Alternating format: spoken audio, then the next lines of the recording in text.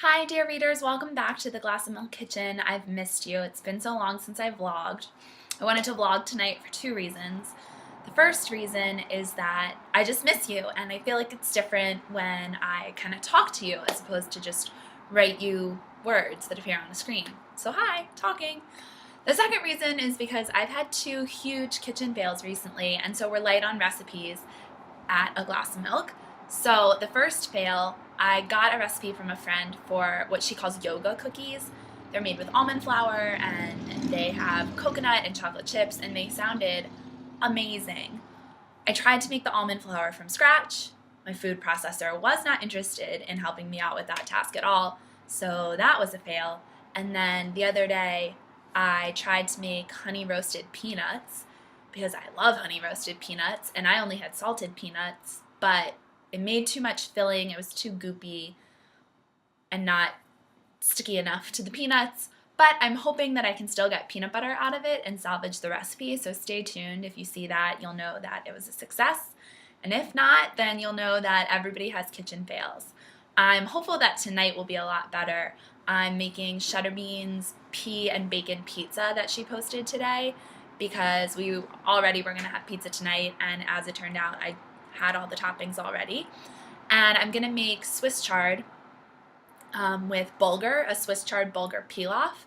That is from this cookbook, which I have on loan from a friend right now. I got some chard from the farmer's market on Sunday. We go to the farmer's market every Sunday.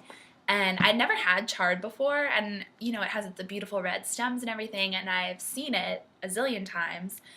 And I'm not the best person about eating greens. Aside from throwing them into smoothies, I'm super picky about salads, and so I'm a hesitant greens eater.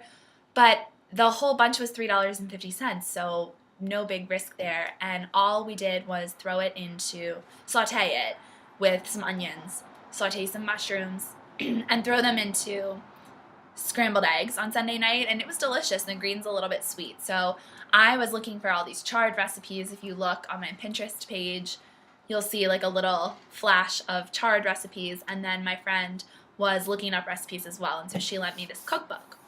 So I have The Art of Simple Food 1. This is the second edition. They're both by Alice Waters, which brings me to why we're vlogging today. Dear readers, I just walked in the door from the library. You can see my headband action we got going on here. My hair is sort of poofing out a little, but I am coming up on a week off of work in which I am looking forward to hanging out with Sous Chef Lauren and CBD. I am looking forward to drinking a ton of wine and eating a ton of cheese and crackers and reading books. That's pretty much how I want to spend my week off from work, and also being at the beach. But went to the library, picked up a lot of books. Most are food related, the last two are not, so I'll show you my haul. So Alice Waters wrote the cookbook that I showed you with the chard recipe, and she's really well known in the food world. She opened Chez Panisse, which is a restaurant in Berkeley, California, and I think one of the first kind of farm-to-table local ingredients. She's way ahead of her time in that regard, and so she's really well known in the food world. I don't know a lot about her, so this book is called Alice Waters at Chez Panisse, and it's my first book I got.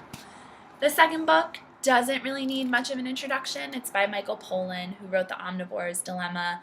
And then that was a little too textbooky for me, so I'm not sure how I'm going to do with this book, Cooked, which is thick and also maybe textbooky. But he has one called Food Rules, and the rules themselves in that book, it's like 50 rules on eating, and the rules themselves are pretty basic. It's like eat food, mostly plants, and there's a third main rule, and I don't remember what it is, but they're pretty simple, but things you do already, but it's just nice to see it explained again. I keep waiting for someone to illustrate that book, because when they do, it's going to be beautiful. So as soon as some illustrator gets their hands on that book and illustrates it, you better believe I'm the first one buying it, and it is going on a coffee table in my house. It's going to look beautiful. But anyway, he has a new book, Cooked, which I've heard a lot about. Elise, a blogger that I read, just talked about it on her latest podcast, that she's reading it, and so that's the stamp of approval that I need. Saw a couple of it on the shelf at the library and put it in my bag. The next one is called Apron Anxiety, and it's a food memoir. I know absolutely nothing about it. I just stumbled across it on the shelves, but if you write a food memoir, odds are good, not that I'll like it, but that I'll at least check it out and give you a try. So it's one of those chapters about, so-and-so's life in the kitchen, and then at the end of each chapter is a recipe. So I'll keep you posted. This book is called Love in a Dish. It's by MFK Fisher, who is, again, another really well-known food world person. And this book is supposed to combine, it's an instructional manual on how to live, eat, and love. And it's super thin, so I'm hoping I can just sort of like get into it in a night and just read it. And it comes with a postcard inside. Just found that from the library, so it's already a winner. But I'm super, super looking forward to this one.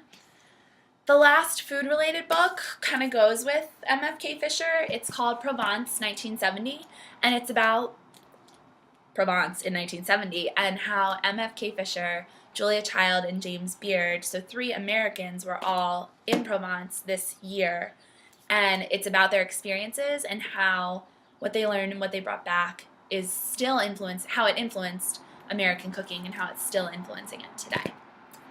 So my 2 non-food related books, the first one I found when I was standing looking at the cookbooks on the shelf, and I did a 180 and just looked at the shelf behind me, and I saw High School Confidential, which is about a journalist who goes sort of undercover, poses as a high school student, so must have been a young journalist, to sort of discover whether or not the stereotypes about high school are true, that the classes are all overcrowded, the kids are rowdy, the teachers are boring, and what he uncovers is a really in-depth look at American high schools, supposedly, according to the inside flap.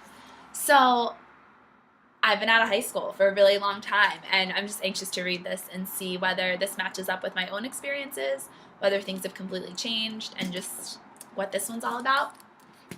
And then the last book, if you have kids, perhaps you've already heard about it, but it's All Joy and No Fun, which is the latest sort of book on the paradox of American parenting, I think, which is that basically we're all supposed to be raising these kids who have like lives full of joy, and every minute is worthy of an Instagram shot, and we're just, doing cartwheels at sunset and basking in the glow of life.